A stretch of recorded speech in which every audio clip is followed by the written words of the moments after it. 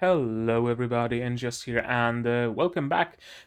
Saihate Paladin. Finally.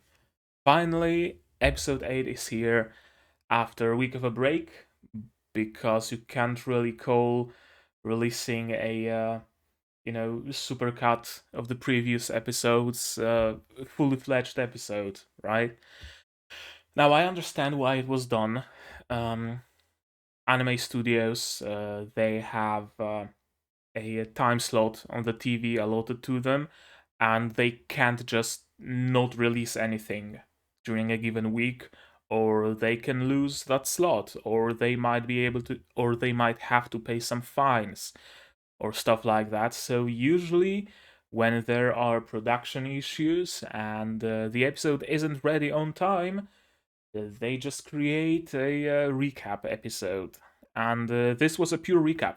From what I've heard, there was no original material whatsoever. So, uh, it is what it is. But the good news is that it counts as episode 7.5, not as episode 8. So we're still gonna get the full 12 episodes of story, and the recap has no impact on it.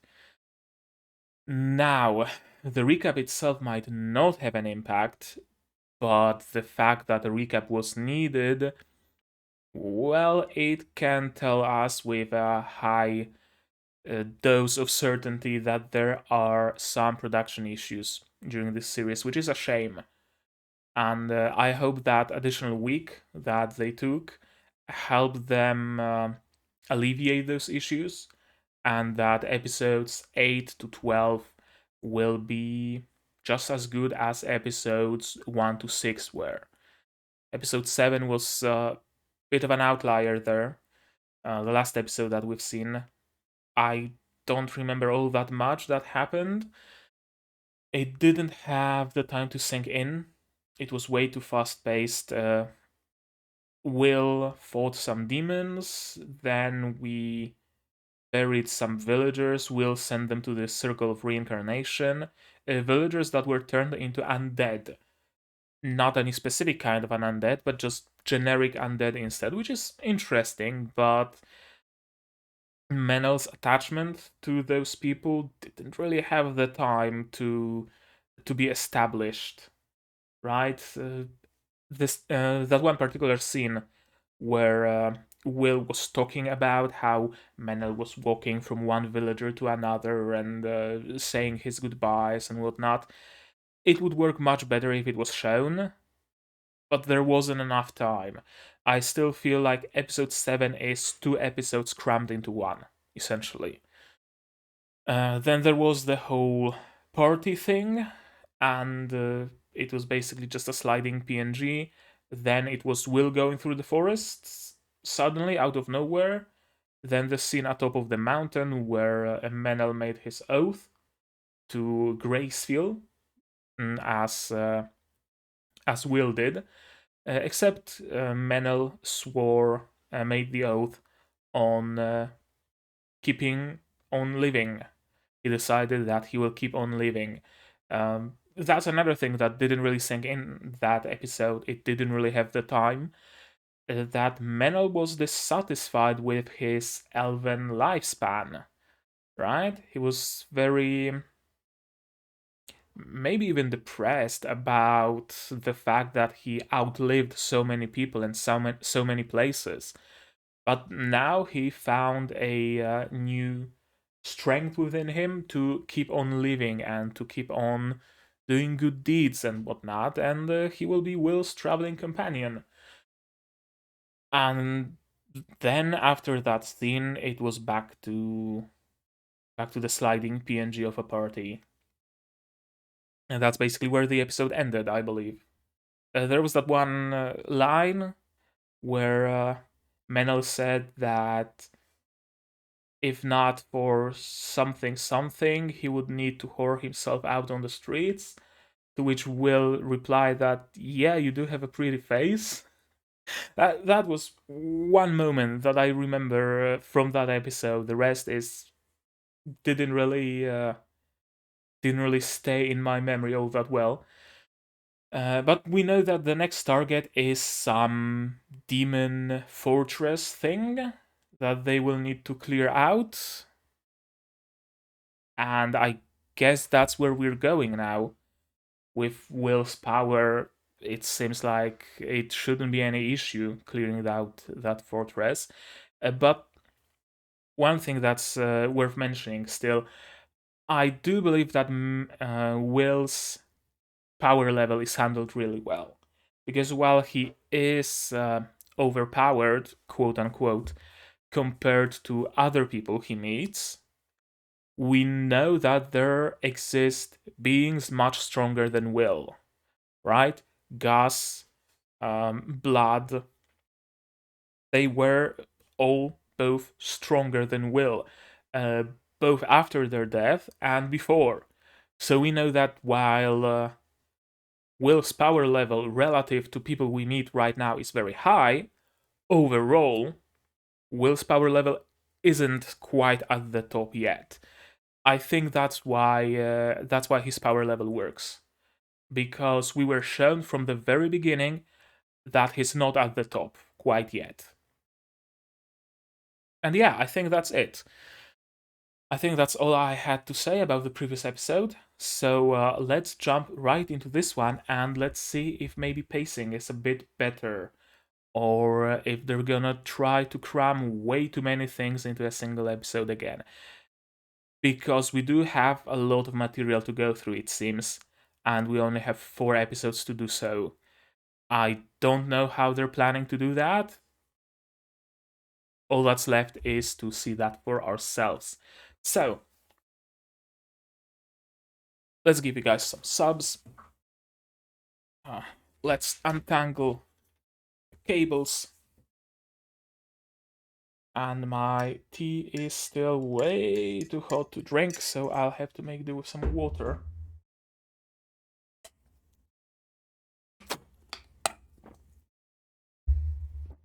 Okay, I'm good. And the camera is shaking. Ooh, that wasn't a good sound. Okay, I think we can start watching episode 8. Let me double check. Yep, episode 8 of Saihate and a Paladin, version by Subs, please, yet again. Gonna be starting in 3, 2, 1, go. Rebuilding the village.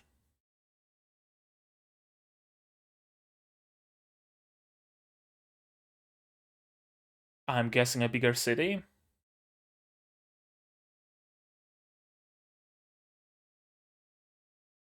Or a merchant guild.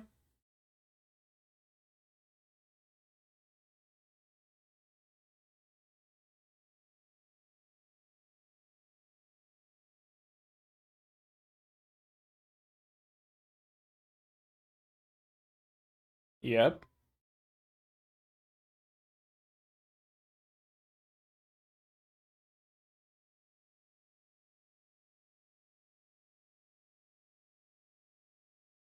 Here's Mary, here's Gus, and here's Blood. Exactly.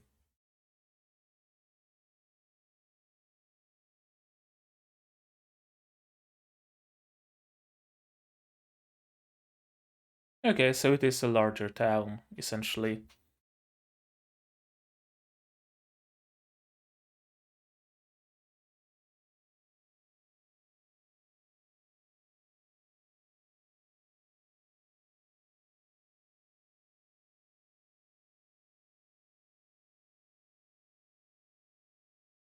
I wonder why.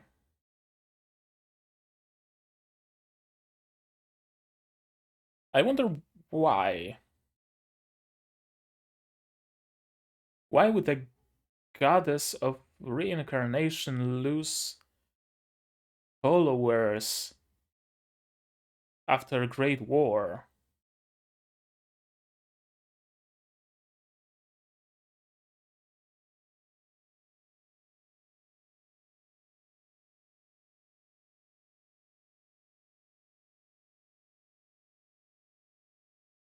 You'd think that after a lot of people died in a war, the goddess of reincarnation would be like super popular, right? But apparently not. Her existing followers died out and no new followers were created, I guess. Kind of weird, but oh well. It is what it is. Okay.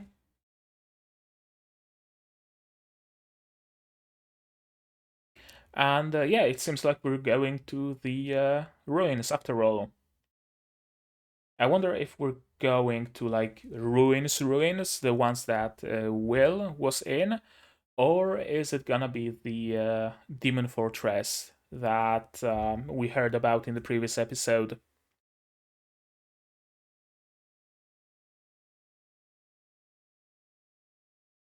Yeah, we need to meet this guy.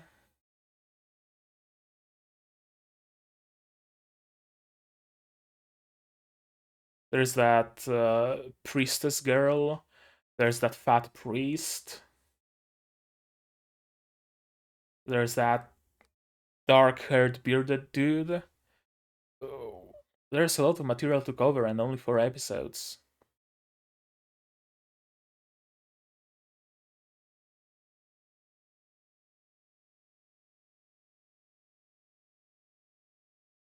Okay, so that's the ruin exploration done. I guess we just skipped it.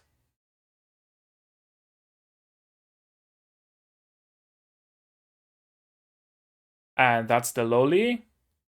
And that's the old dude. And that's a gorilla.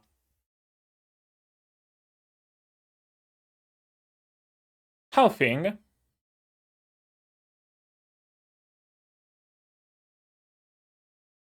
And a hawker. I know what a halfing is, but hawker?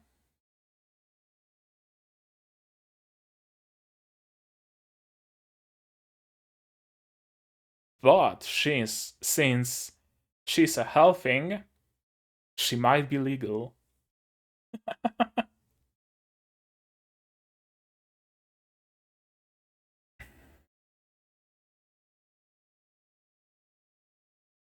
And the ape is just gonna fuck off, or yep, just like that.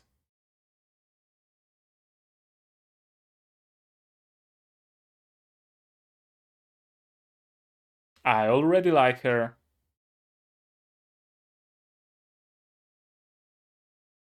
Good fellow. What a very halfing name.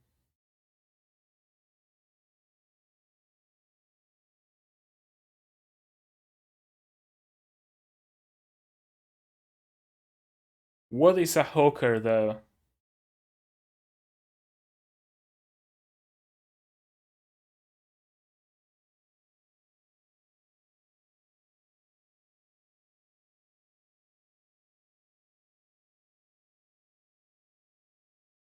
And our party grows.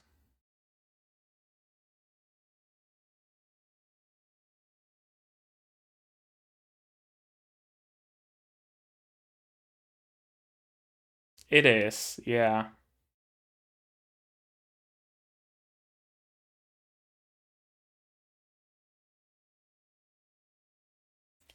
That's a lot of exposition.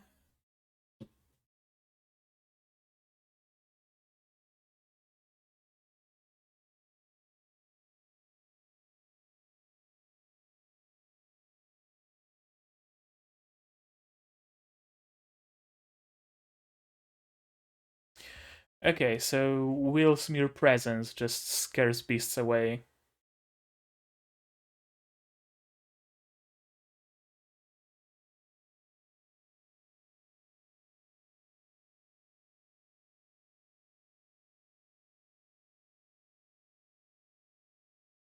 Okay, so a hawker is just a peddler, I guess.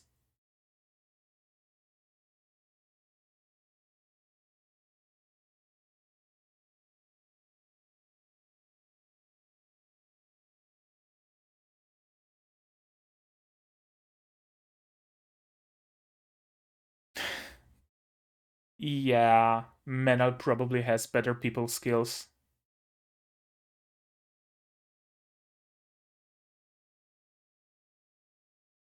Yeah, he has connections. Exactly.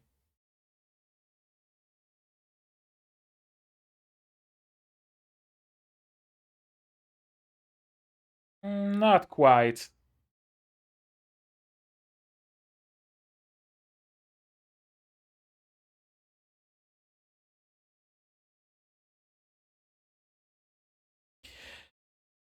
I mean, he kinda is the son of great heroes, so kinda sorta noble, I guess.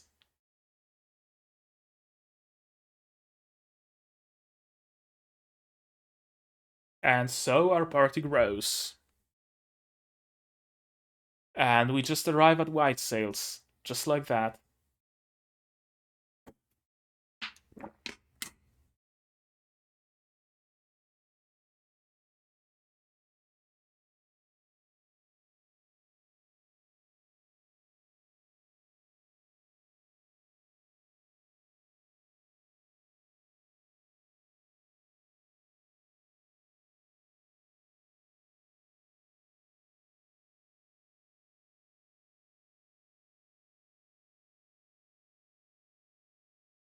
That's a lot of still images.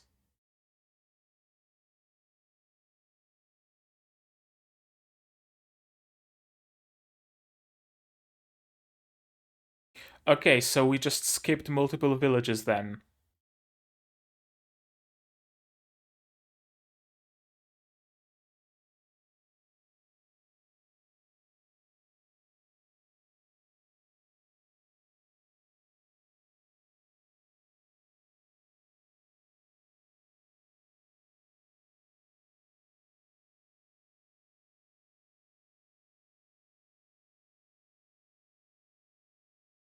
Killing for gold.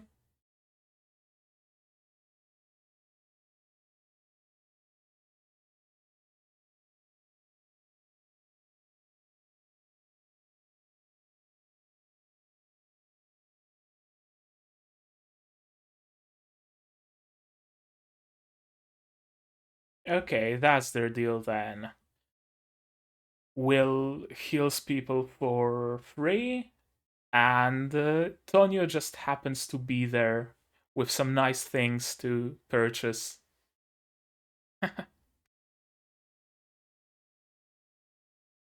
Yeah, that's the overarching goal here.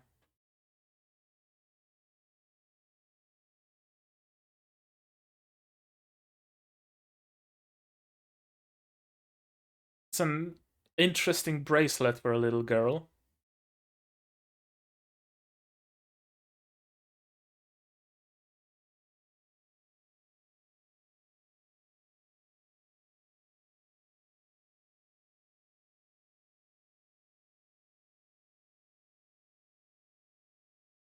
Uh, a sliding PNG party?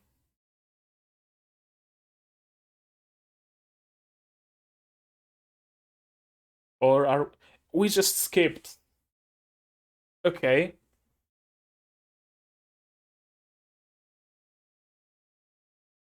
an apt name.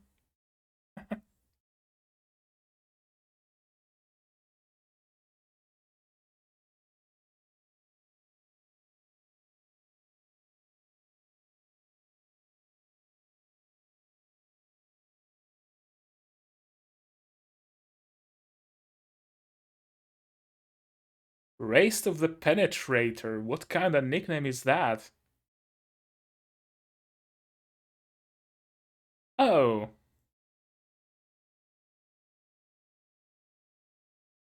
so there's a ballad about them. That's interesting.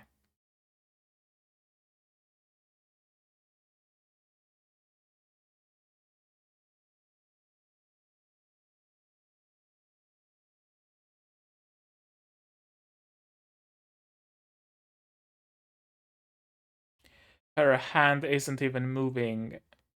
Come on, guys.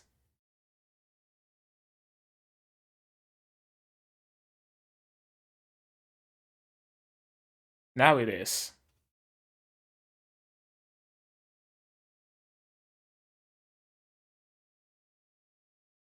And now it is.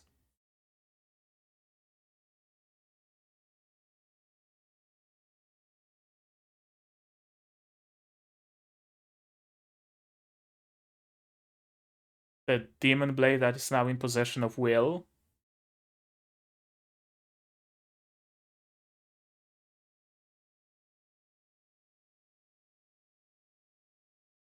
And this is about Mary? No. Still about blood.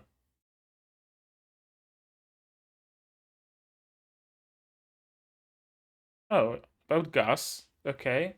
Now about matter.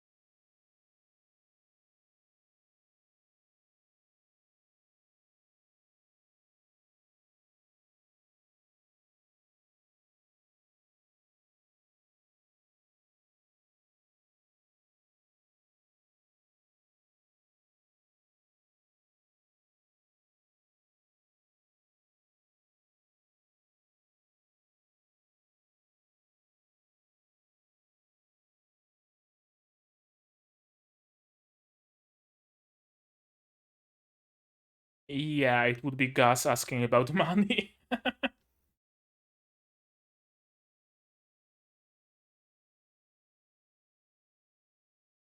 That's a nice moment.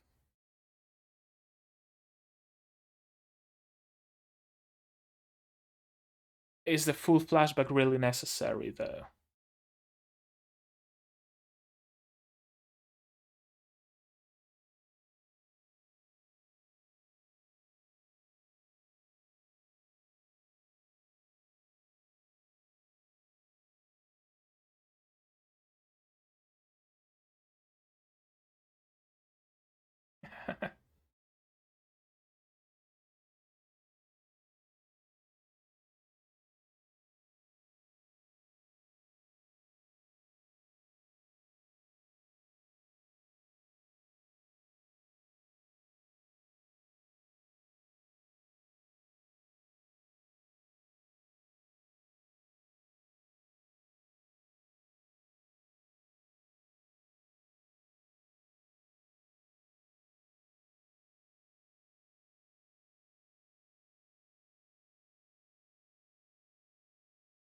Okay, we're gonna fight the wyvern then, I guess.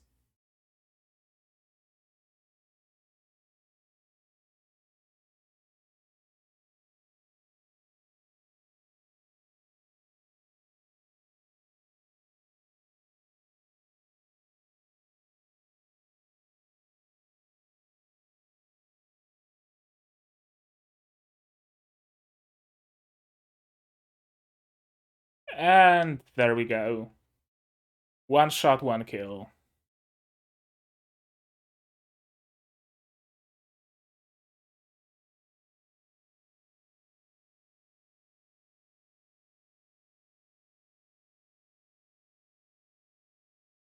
Why though?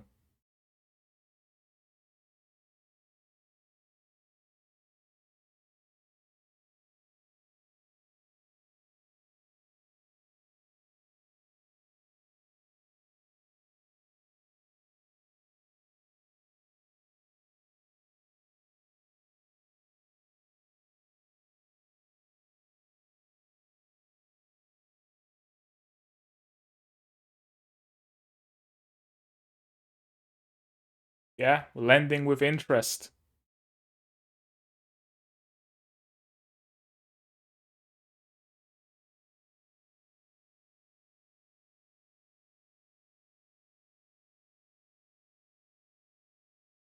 I have a feeling we're gonna hear of them.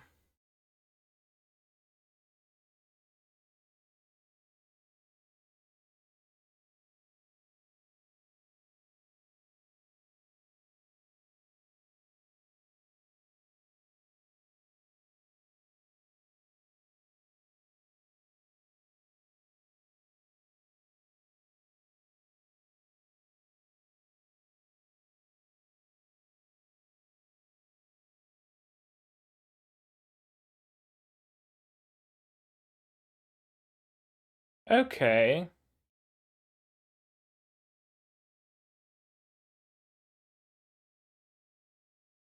And that's Will.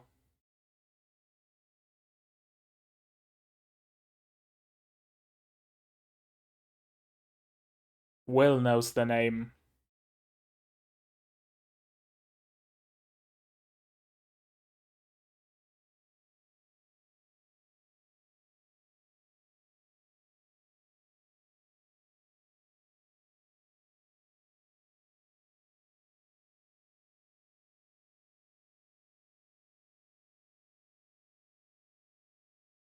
Yeah,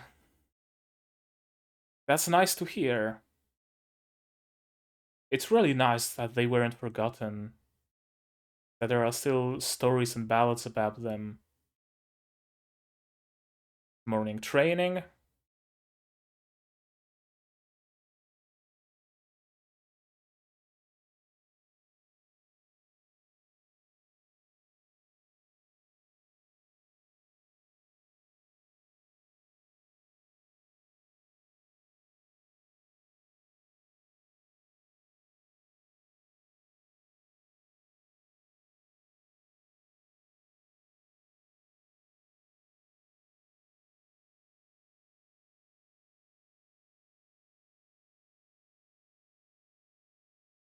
Okay, so he knows his stuff.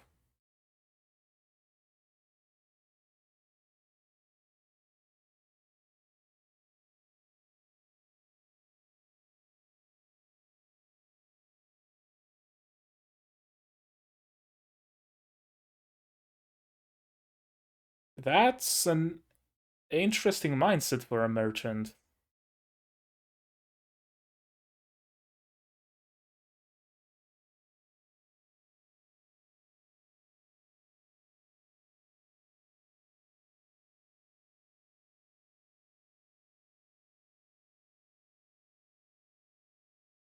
Hmm. Holy Knight. Something we're gonna meet eventually.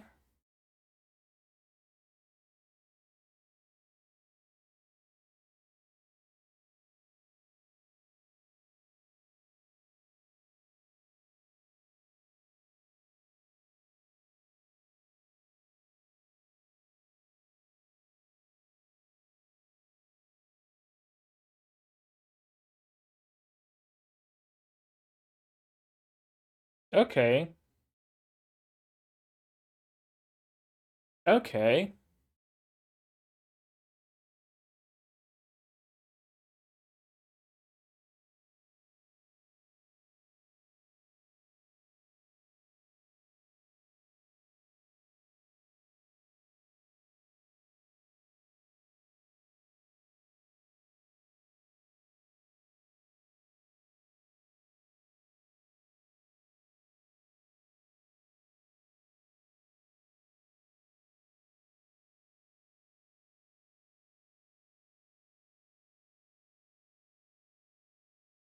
That's a nice moment.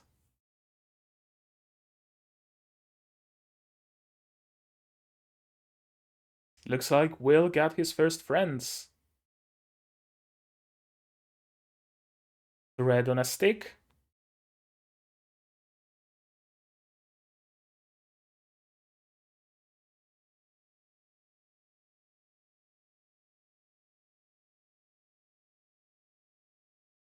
Will can just pray bread into existence.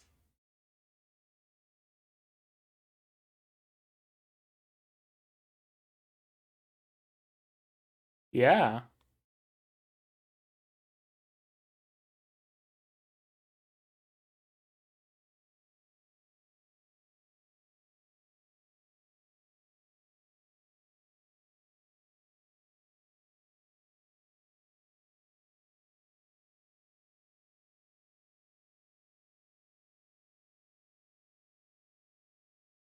Oh?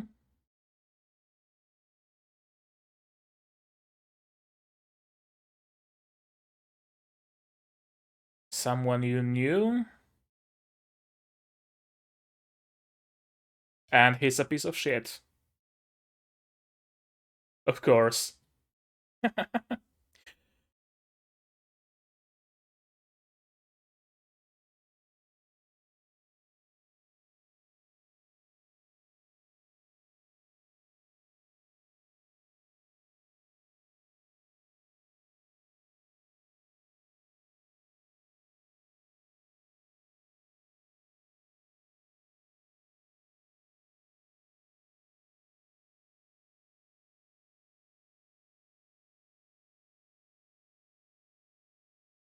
White sails?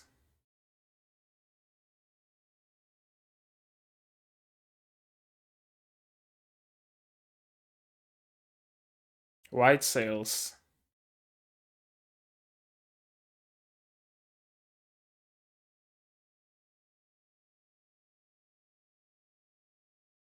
I was expecting more white sails to be visible in the port, but hey, I don't mind. Okay, that's the episode. Hmm. I think it was better than episode 7, honestly. It wasn't quite on the level of the first half of the season, but it was better than episode 7. That much I'm certain of. So let's go through it and try to figure out what makes it better. Yeah, we're starting in our ruined village, and they have nothing. There's no money, there's no livestock, everything's in ruins. And they need to get that, find that, buy that, somehow procure all of it. And yeah, there were demons rolling through the continent, and White Sails became the center for immigration from the north. Okay, I think I get the picture. Yeah, the Fertile Kingdom unified the southwestern region, and they're trying to spread more and more south on the areas that were destroyed by the demon army. And White Sails is the central city for that. All the ships that arrive there with adventurers, with outcasts who are living in villages like the ones we've seen in episode 6, for example, and in this episode and in episode 7. All those people are immigrating here, slowly but surely pushing further and further south, re-civilizing, retaking that land. Okay, that's a nice bit of world building. I like it. Yeah, people who've received divine revelations too. Uh, I'm guessing the fat priest is gonna claim that he received some divine revelation from Graceful, and that's why he's here. Uh, But Will is gonna call him full of shit and is gonna show him what the true revelation from Graceful is like. I have a feeling that's how it's gonna go. Graceful used to have a lot of devoted followers on the southern continent. The followers were Her followers were scattered in the Great Collapse, and the ones who managed to escape the grasslands kept her name alive. Why? It's as if Graceful had a limited amount of followers and couldn't gain any more for some reason. Like the existing followers she had were scattered and that's it. That's very weird. That's especially in times after a great war, right? Like, sure, praying to Mater for abundant harvest. Perfectly understandable. Before the war, after the war, during the war, absolutely. Praying to that one god of like forge and crafting and whatnot. Sure. But why would the amount of Gracefield followers drop? Right? Did they all start praying to stagnate? To turn their dead loved ones into undead? That doesn't seem like it would be the case to me. It really would seem like, or rather, I'd really think that they'd pray to Gracefield more than ever. Pray for a successful reincarnation of their loved ones who died in the war, but no. No, apparently not.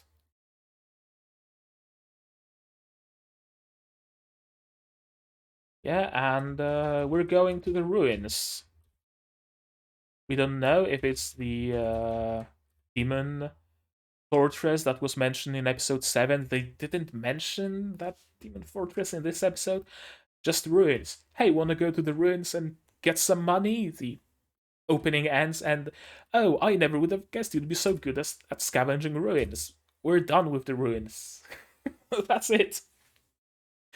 Just skipped them completely. Yeah, helping. Okay, Hoker. Is a Hoker like an actual thing? Hoker. Is this a synonym for a peddler? Okay. Vendor of merchandise that can be easily transported. The term is roughly synonymous with the coastmonger or peddler. Okay. Hoker. Yeah, we do have plenty of Hokers here. Definitely. Now I know the term. I'm expanding my vocabulary yet again. So he's just a peddler with easily transportable goods. That's this little backpack chest thing on his back that has all those compartments and stuff. Okay. And my tea is perfectly drinkable now. Mint with a slice of lime. And she's a halfling. I thought she's a child, but no, she's a halfling. And Will just scares the ape off. His eyes just glow. Yeah, and the ape runs. Just bails. And of course, she's very excitable because she's a bard. She just found a new material, right? The saga of William G. Merryblood and whatnot. Robina Goodfellow. Goodfellow is such a halfing name. I honestly, the author of this light novel, because I think it was originally light novel, then adapted into a manga, then adapted into the anime. The author of the light novel must really like D&D, because this is such a D&D halfing name. Goodfellow, you couldn't get more halfing than that. And she's a troubadour. He's Antonio the Hawker. William G. Merryblood. Yeah, the only one who has a surname. Not only that, he has a middle name as well.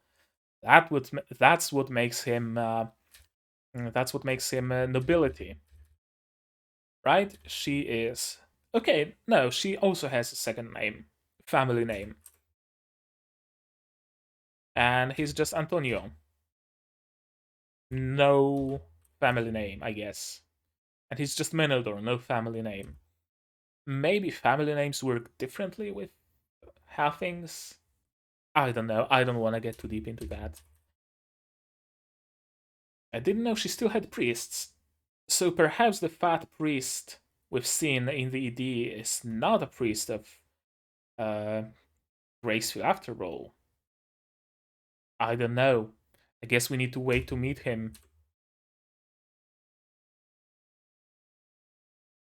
And yeah, beasts avoid Will, apparently. They just feel how powerful he is and instinctively avoid him. Kind of like if you're over leveled in a game and mobs don't even attack you when you go back to the starting location.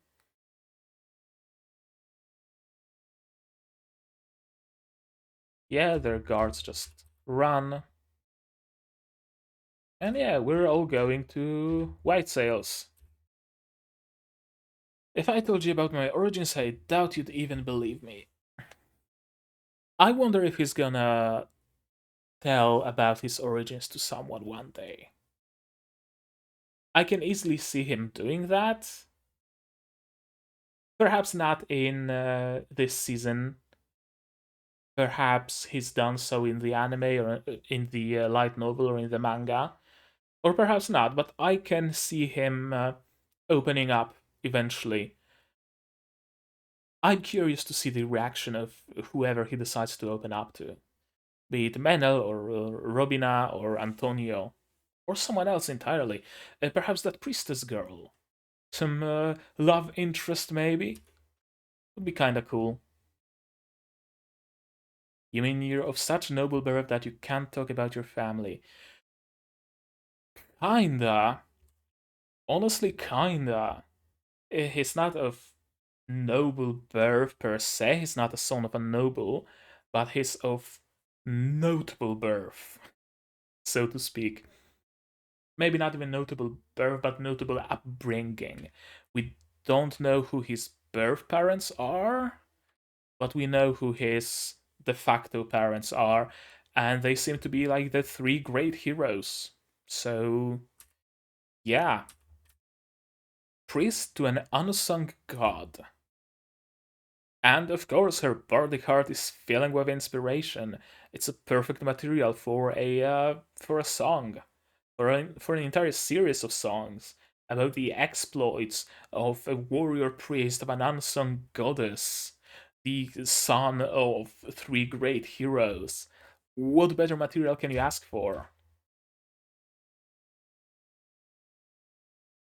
That's not White Sails, apparently. It's just a random village, and we're skipping a lot of the travel here. We're just stopping by in this particular village, but we know that they stop in a few villages on their way here, and we know that they stopped in a few more villages after this one. I don't know if it was actually shown in the source material, or did perhaps source material also skip it? Initially, I didn't know what to think of them skipping it, but honestly, I don't think I mind. I don't think I mind that they skipped some mundane stuff for the sake of progressing the story a little further. Uh, I certainly prefer that they skip over a few villages and some walking rather than they sacrifice an entire episode on them just walking village to village without any, adventures, without anything. So I'd say it's a good call. Okay, he is playing and singing.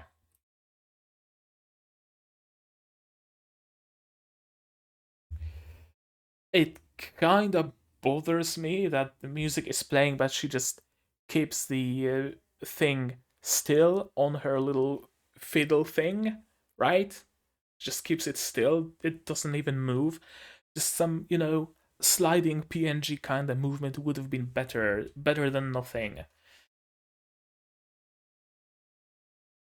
Production issues are kind of showing here. Not gonna lie, they're kind of showing. They gave it their all in the first 6 episodes, and then it kind of fell.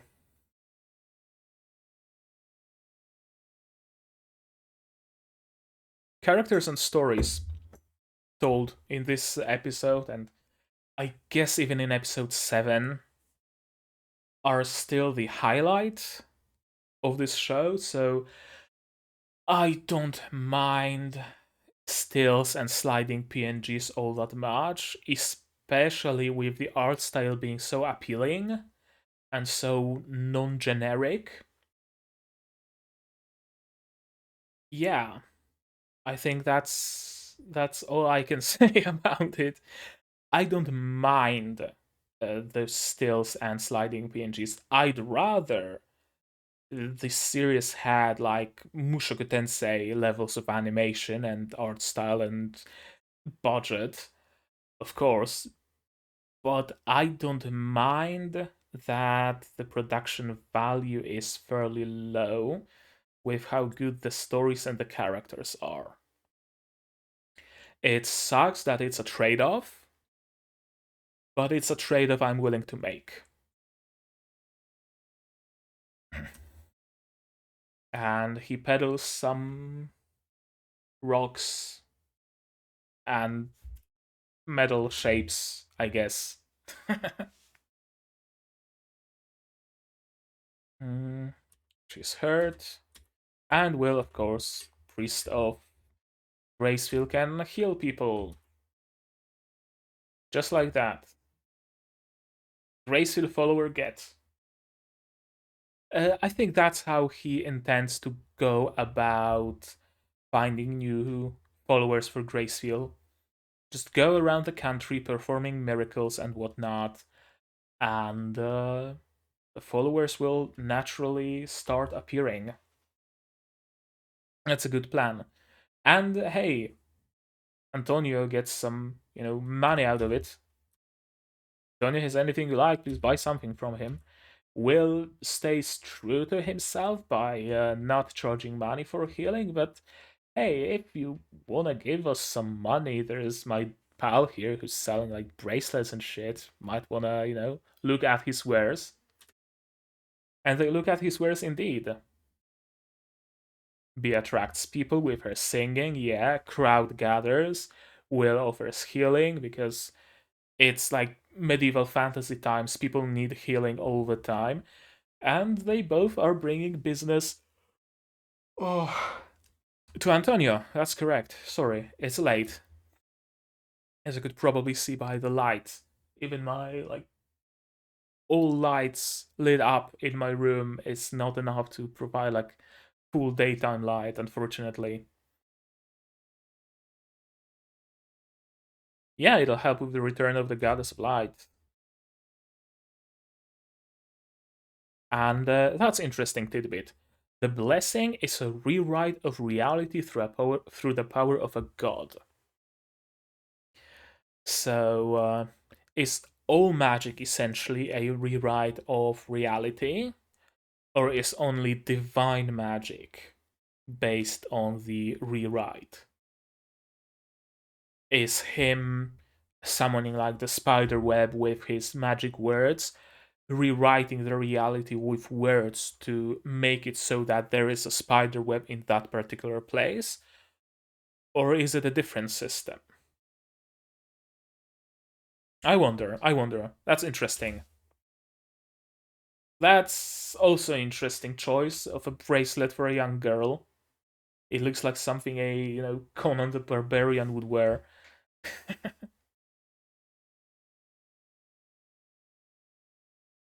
Yeah, I have to be careful not to mistake it for my own power.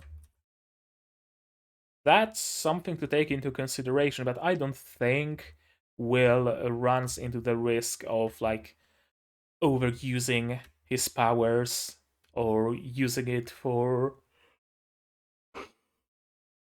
or using it for evil or anything like that.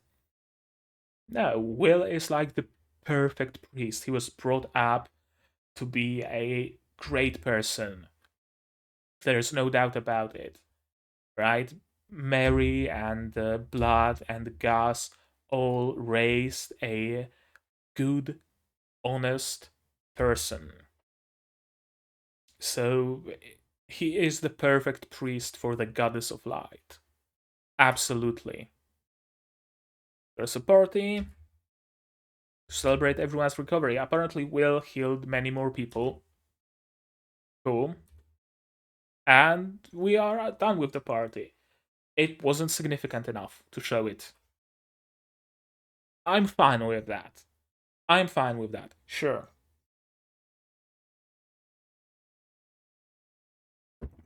And yeah, we're skipping more villages. Wheat Road? Was it called? Wheat Road. You couldn't find a better name for it. Honestly, there's wheat to the left, there's wheat to the right, and there's a road in the middle. Not exactly an imaginative name, but a very apt one. I really thought there's gonna be some undead here, but no, it's just a an abandoned building, chapel kind of thing. Mm. And yeah, the epic of three heroes from the killing of the High King. The Wandering Sage, the War Ogre, and the beloved daughter of Mater.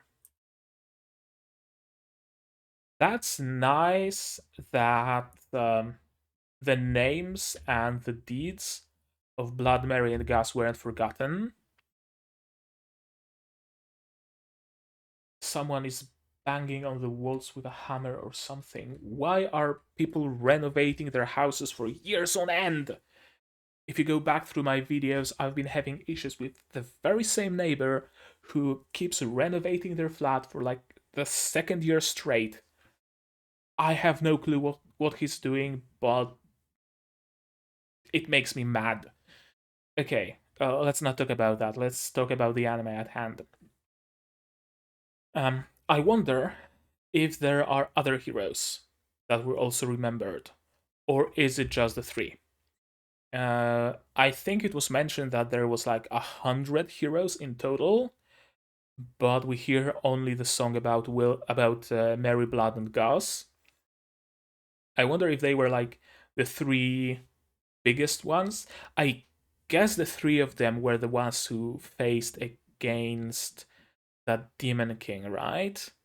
Only the three of them.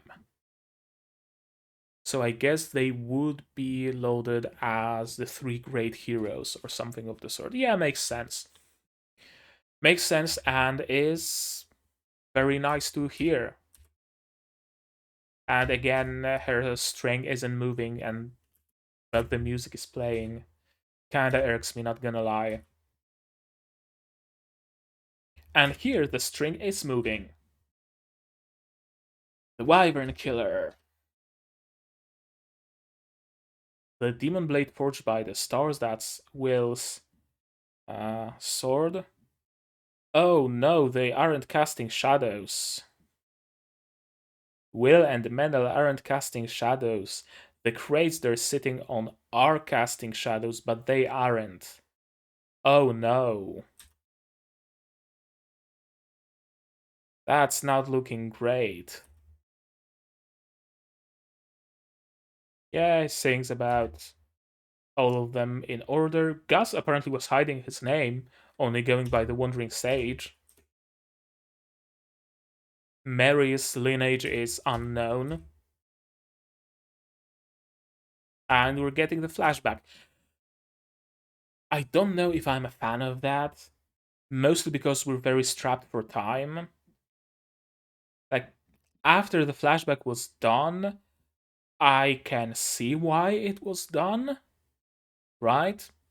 To tie in with that half elf who's still alive and waiting. But I don't know. I'm not sure.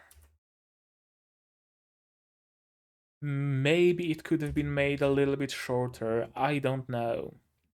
Yeah, their personalities are a bit off. Here's the kid. Hey, kill the wyvern. And of course, they are gonna fight the wyvern because they're the heroes. Ligatur. Gas brings the wyvern down. Mary casts sparkles and wind. I don't know what the spell is supposed to be. Sparkles and wind. And then Blood just rushes in, chops the head off. That's the wyvern done. The dagger, gold, and it's an investment. You will repay us one day. Once you hear my true name. Count Dagger of the Fertile Kingdom, his actual surname was Wizard's Dagger. Makes sense, it was the dagger of Gus, a dagger of the wizard. And the elderly half-elf still waits. Yeah, for the one who knows the sage's true name. Waits for Will. Because Will is probably the only person alive who knows that the Wandering Sage's name was Augustus, aka Gus.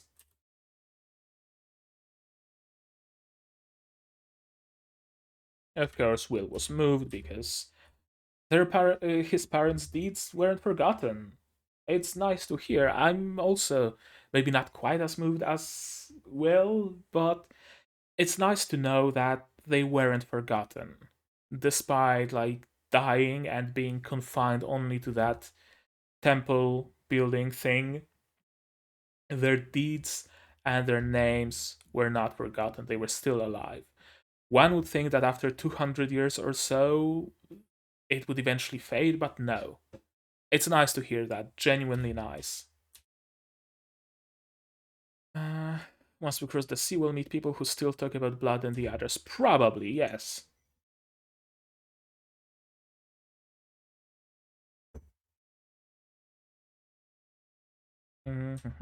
Tonio doesn't know what Will wants. You're more like a holy knight I've heard stories about. This shot, this framing with Will being reflected in Tonio's glasses. I wanted to say eyeglasses for some reason. And the line about you're more like a holy knight I've heard stories about. That's very interesting to me. Could it be that there is actually another holy knight that travels around the country?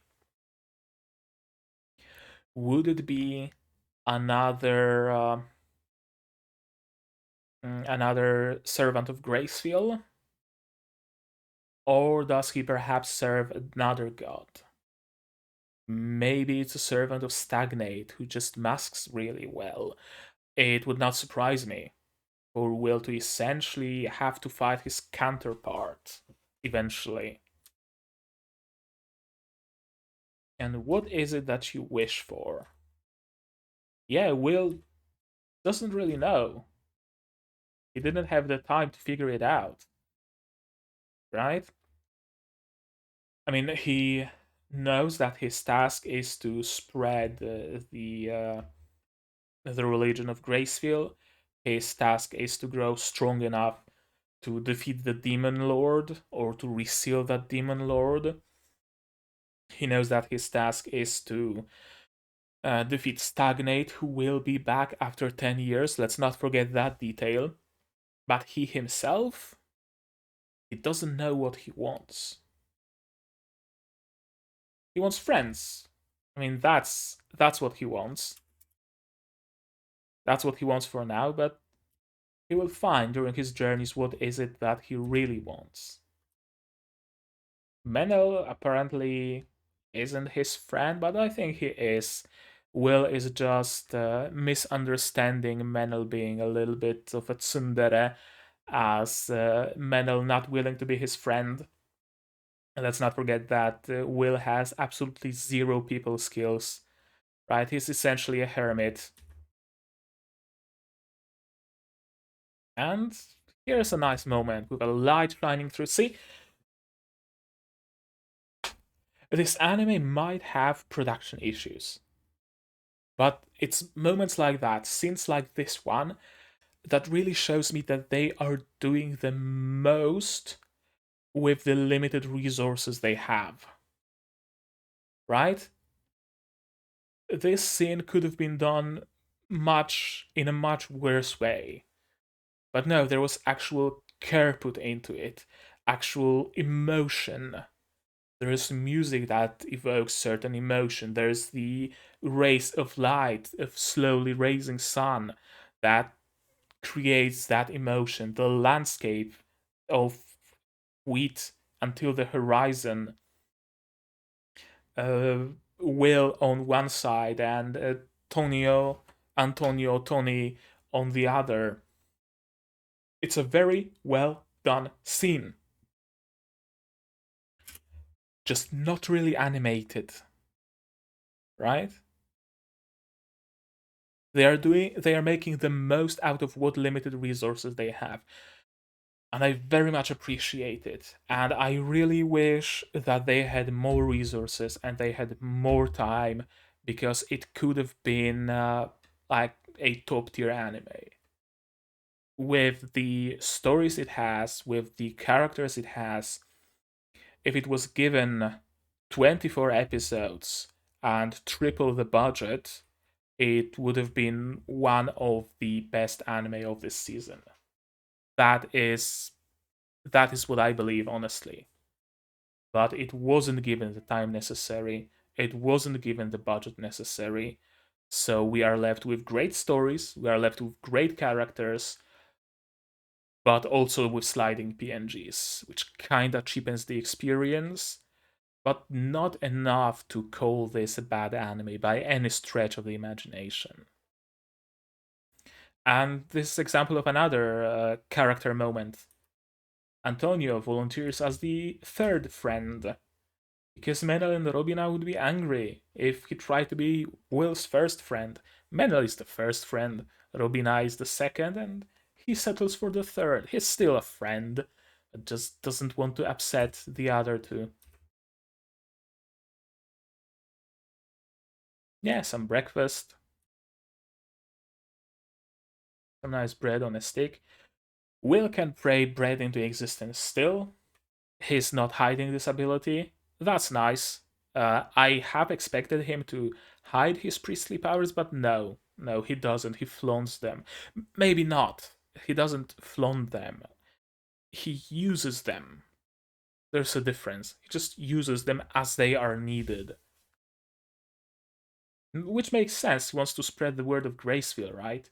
Hiding his abilities would be directly in opposition to his goals. And Robina talks about things. Rain pound, someday the two will draw closer together. Egbert II is dead. Prince Owen isn't a great king, apparently. The lords are trying to advance south. I'm guessing to retake some land from the demons, which is a worthy cause. That sounds bad. I don't know why. Or are they trying to attack some countries in the south? I don't think so. No, we are like it's it's all the same country. So advancing to the south means they are going to fight demons, I think. The king's brother is a great wise man. We've seen him in the ED. Ethelbold Rex Fertile. uh, Fertile and breedable. Sorry, I had to. Uh, Brother from a different mother. And that's White Sails. One symbol of what blood, Mary, and Gus gave their lives to protect.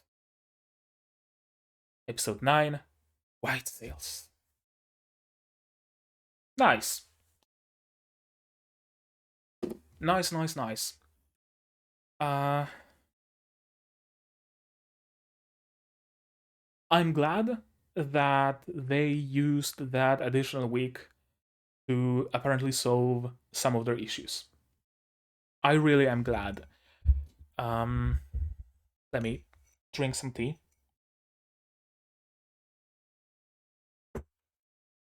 They didn't solve all their issues, right? Like, there is still a lot of sliding PNGs. There is still a lot of stills, like still JPEGs, just staying still without any animation or with just mouth flaps, and that's it. But at least the pacing is much better. It's much improved since episode 7. Episode 7 really tried to cram too much into it. There were like good 3 or 4 stories in episode 7. In this episode, only really a single story, a story of the travel, with a little bit of a flashback to the fight with the wyvern, but it really was just the travel. And this anime really shines when it talks about a single thing per episode, or maybe like 2 things per episode, but no more. I like that they are back to form when it comes to the pacing. It really has much improved since episode 7. I still don't think that this episode was quite as good as anything from episodes 1 to 6, but it was a good episode comparatively to like episode 7. Episode 7 probably was the weakest so far. Well, not counting episode 7.5 because it was just a recap. But episode 8, I liked it. It has my thumbs up of approval. they really did good. They focused, perhaps they shifted their focus a little bit more. They limited their animation a little bit more, even, but they focused on the stories and the characters even more. I would be curious to know if the light novel and the manga also skipped as much as this episode did. If it did really skip this much, did it really have any impact on the story? Because I don't think it would have. I think them skipping those few towns that they went through, skipping the party, skipping all that stuff, was a good choice. They avoided the trap of trying to do too much in a single episode. They just told us one story, but it was told really well. I'm hopeful for episode 9. I'm hopeful for episode 10, 11, and 12. 9, 10, 11, 12. Okay, so I miscounted. Episode 8. Okay, so we still have 4 episodes left. Do we? 9, 10, 11, 12. Yes, we do. Episode 8 was the 5th one. For some reason, I didn't count episode 8, and I thought we have 4 episodes, including the one that we've just watched. But no, including this one we just watched, it was 5, so still 4 episodes left. Okay. I'm hopeful. I'm hopeful that pacing will be much better now. Because we've met Antonio, we've met Robina, we've already arrived at White Sails. So I'm guessing all that's left is meeting the dark-haired Aragorn-looking dude, the fat priest, and the priestess girl. And you can easily fit that in 4 episodes. So yeah, I'm much more hopeful about the future of this series, honestly. I still hope that it gets like a second season, or maybe a Blu-ray edition with a little bit more fixes and better animation and stuff like that, but I'm hopeful. At least I have hope that we can still fit a lot of story in it. Or rather, that we have a lot of time to fit story into, however much story they want to fit in. Hopefully not too much. We don't want a repeat of episode 7. Is that it? I think that's it. Yeah, I think that's all I had to say about this episode, but what do you have to say about this episode? Did you like it? Did you dislike it? Leave me a comment about it down in the comments. What you thought of my reaction? What you thought of of my thoughts about this episode being better, I guess. And if you read the source material without spoilers, please, did it also skip all that stuff? I'm curious, and I don't want to go and read the manga or the light novel by myself because it would be really hard to stop, and I don't want to get ahead. And what else? Like this video if you liked it, dislike it if you disliked it, but tell me why so I can improve. If you can even still dislike videos, if not, then just tell me that you disliked it and why. Subscribe to the channel if you want to be notified of future releases. It's not only Saihate no Paladin, but also Tsukito Lakato no Nosferatu, Princess Principle, and Tact of Destiny that I'm reacting to. Support me on Patreon if you really like what I'm doing. The link is down in the description. Just for $1 a month, you get access to my Discord server. For $10, you get early access to non-seasonal shows, which is currently Princess Principle. Episode 10 of Princess Principle is already up on Patreon. Episode 9 was released a couple days ago. So it's gonna be on the channel. There's gonna be like tabs, cards in the corner here with playlists of the other shows that I'm currently reacting to. And what else? As always, do all the good stuff. And I'm gonna see you guys in the next one. Cheers. And this time without this outro, because there's no point having it if the list is empty. Again, see you guys.